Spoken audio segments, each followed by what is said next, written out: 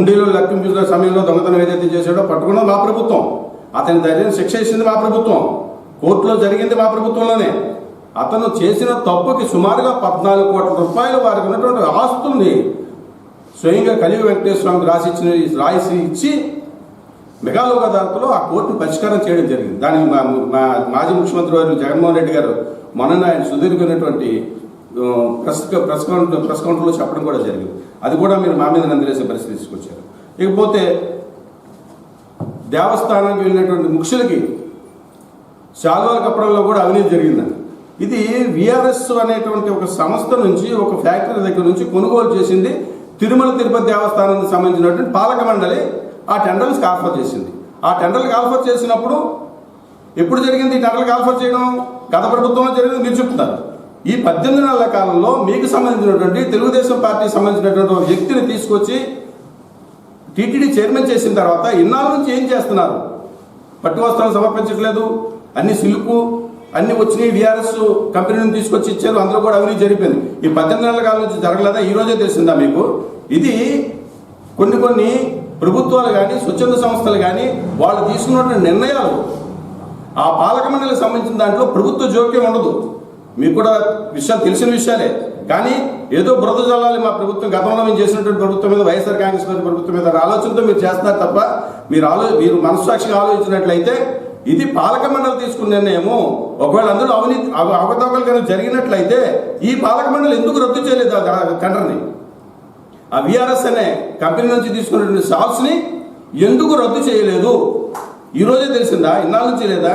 అంటే ఎప్పుడు రాజకీయాల కోసం మీ కూటమి, మీరు భాగస్వామ్యం, మీ కూటమి ప్రభుత్వము ఎంతసేపు కూడా 18 నెలల కాలం నుంచి వైఎస్ఆర్ కాంగ్రెస్ ప్రభుత్వం చేసిన తప్పిదాల మీదే మీరు మాట్లాడతారు తప్ప ఈ 18 నుంచి మీరు దాన్ని పట్టించుకున్నది కానీ ఇంకోటిగా లేదు.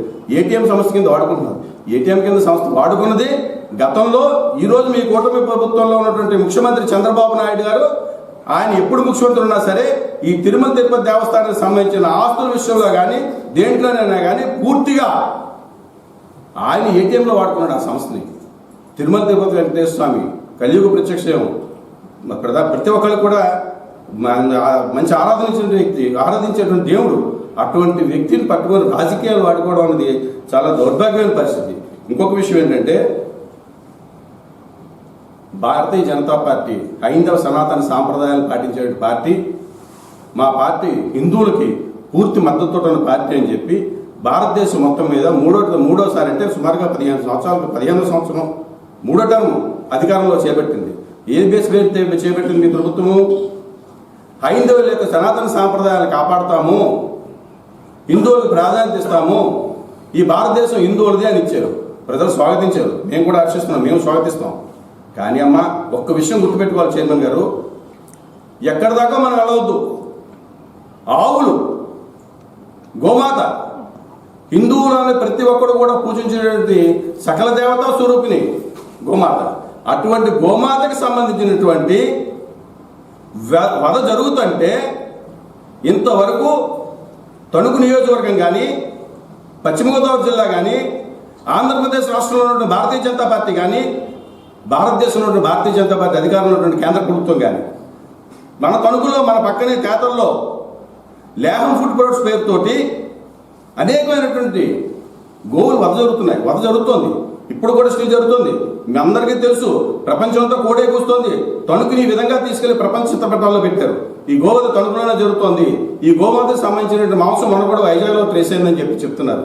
అమ్మ, ఈ చైర్మన్ గారు ఈ రోజు వరకు కూడా మీరు ఈ లేహం ఫుడ్ ప్రొడక్ట్స్లో జరుగుతున్నటువంటి వధ గురించి ఒక్క రోజున ఒక్క మాట మీ భారతీయ జనతా పార్టీకి సంబంధించిన వాటిని వ్యక్తులు కానీ, మీ పార్టీ యొక్క సిద్ధాంతమే కదా హైందవ సనాతన సాంప్రదాయం కాపాడుకోవాలని, అందులో గోమాత ప్రధానం కదా. ఎందుకు మీరు ఖండించలేదు ఈ రోజు దాకా? భారతీయ జనతా పార్టీకి సంబంధించిన వాళ్ళు కానీ, విశ్వ హిందూ పరిషత్ వాళ్ళు కానీ, ఆర్ఎస్ఎస్ సంబంధించిన వ్యక్తులు కానీ ఎందుకు దీని విషయం మీద ఈరోజు మాట్లాడలేదు? అంటే మీ కూటమి ప్రభుత్వము, మీరు భాగస్వామ్యంతో ఉన్నటువంటి తెలుగుదేశం పార్టీ, జనసేనతో కూడిన ప్రభుత్వము అల్లరి కాకూడదు కాబట్టి గత ప్రభుత్వం మీద తోసేస్తే ఇది కూడా వైఎస్ఆర్ కాంగ్రెస్ పార్టీ చేసిన తప్పే అని చెప్పి మీ ఆలోచన విధానం. ఇప్పుడు కూడా ఈ రోజు వరకు కూడా ఎప్పుడు మాట్లాడలేదా మీరు? ఒక్కసారి ఆ లేహం ఫుడ్ ప్రొడక్ట్స్లో జరుగుతున్న గోవుల వధ గురించి కానీ ఒక్కరోజు మాట్లాడుంటే ఈరోజు మేము మిమ్మల్ని చాలా ఆనందంగా మాట్లాడేవాళ్ళం మీ గురించి. ఒక్కరోజు కూడా మీరు ఎవరు కూడా భారతీయ జనతా పార్టీ సంబంధించిన తణుకులో ఉన్న నాయకులు ఎవరు కూడా మాట్లాడలేదు.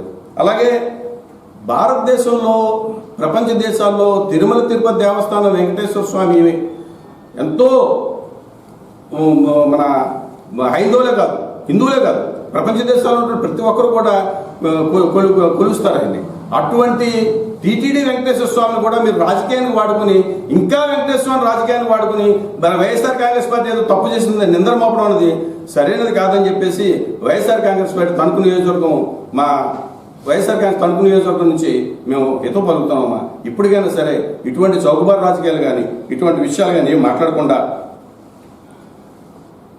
భారతదేశంలో ఉన్నటువంటి భక్తులందరూ మనోభావాలు దెబ్బతినకుండా వెంకటేశ్వర స్వామిని రాజకీయాన్ని వాడుకోకూడదని ఆ భగవంతుడు మీకు అటువంటి మనసు ప్రసాదించాలని కోరుకుంటున్నాం.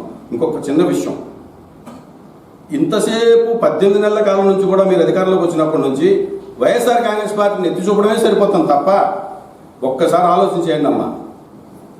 ఆంధ్రప్రదేశ్ రాష్ట్రంలో రైతులు కన్నీరు కారుస్తున్నారు గిట్టుబాటు ధర లేక, విద్యార్థులకు ఫీజు రీయింబర్స్మెంట్ లేదు, వాళ్ళు కన్నీరు కారుస్తున్నారు, పని చేసుకున్నారు, కార్మికులు పని లేదు, రేట్లు ఆకాశాన్ని అంటుతున్నాయి.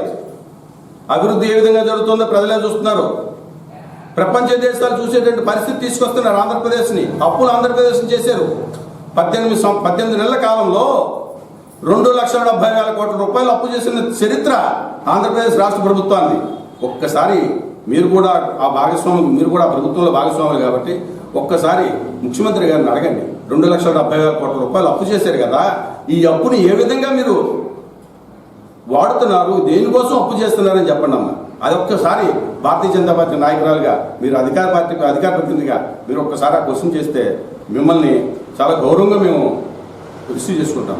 ఈ 2,70,000 కోట్ల రూపాయల అప్పులు తీసుకొచ్చి ఇదివరకు జగన్మోహన్ రెడ్డి గారు ఉన్నప్పుడు 9 లక్షల కోట్లు 10 లక్షల కోట్లు ఇష్టం అన్యాయంగా అక్రమంగా ఇష్టం వచ్చిన మాట్లాడే అధికారంలోకి వచ్చారు.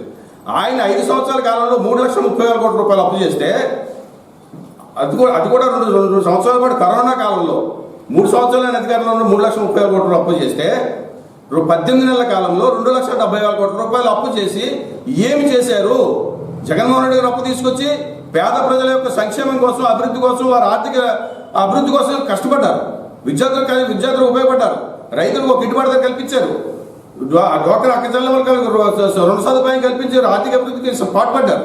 మీరు 2,70,000 కోట్ల రూపాయలు ఏం చేశారండి? మీరు చేస్తున్నదల్లా ఒకే ఆంధ్రప్రదేశ్ రాష్ట్రంలో ఒక పెద్ద చెరువు అమరావతి. ఆ అమరావతిని పోడ్చడం కోసమే ఎత్తు కోసం పూసుకోవడం, ఎత్తు కోసం పోవడం, దీనికోసం తప్ప ఏ అభివృద్ధి ఎక్కడ జరుగుతున్న దాఖలాలు అయితే కనపట్లేదు. ఒక్కసారి మీరు భారతీయ జనతా పార్టీ, మీరు కూడా అందులో భాగస్వామి గారి ప్రభుత్వంలో ఆ ఒక్క ప్రశ్న ఆంధ్రప్రదేశ్ రాష్ట్ర ముఖ్యమంత్రి చంద్రబాబు నాయుడు గారిని ఒకసారి అడిగి ఈ 2,70,000 కోట్ల రూపాయలు ఏం చేస్తున్నారో తెలుసుకోండి. అమరావతి రాజధాని నిర్మాణానికి వైఎస్ఆర్ కాంగ్రెస్ పార్టీ వ్యతిరేకం కాదు. సాధ్యాసాధ్యాలు ఆలోచించుకోవాలి. ఒక పక్కనే నీరు నిండుతో వర్షం వస్తే దాన్ని తోడుకోవడానికి మళ్ళీ అప్పుకెళ్తున్నారు 2,70,000 కోట్లు. దాంట్లో తప్పంతా ఎవరి జేబుల్లోకి వెళ్ళిపోతున్నాయో, ఏం ఖర్చు పెడుతున్నారో 2,70,000 కోట్లు వ్యాపారం కూడా ఎవరికి తెలియదు. ఇవన్నీ కనుక మీరు ప్రశ్నించినట్లయితే ఒక ప్రభుత్వంలో భాగస్వామ్యం మీరు ఒక ప్రధానమైనటువంటి ప్రజల తరపున ప్రశ్నించే యొక్క గౌరవం మీకు దక్కుతుంది. దయచేసి ఇంతకుముందు కూడా ఇక ముందు రాబోయే రోజుల్లో కూడా ఆత్మస్తుతి పరిణంతో వద్దండి. మీరు మీ ప్రభుత్వాన్ని, మీరు భాగస్వామ్యం ఉన్న ప్రభుత్వాన్ని ఈ విధంగా నిలదీసి ఈ అప్పులు ఎందుకు చేస్తున్నారు, ఎందుకు ఈ కార్యక్రమాలు ఎందుకు చేస్తున్నారు అని ప్రశ్నించి కలియుగ వెంకటేశ్వర స్వామి మాత్రం రాజకీయాలకు వాడుకోవద్దండి. రాజకీయాలకు వాడుకున్న చాలా మంది ఏమైపోయారో అందరికీ తెలిసిన విషయం. దయచేసి ఇక నుంచైనా ఈ వెంకటేశ్వర రాజకీయాలు ఆగద్దని చెప్పి కోరుకుంటున్నాను. మరిన్ని వార్తా విశేషాల కోసం చూస్తూనే ఉండండి H1 news AP channel updates కోసం సబ్స్క్రైబ్ చేయండి.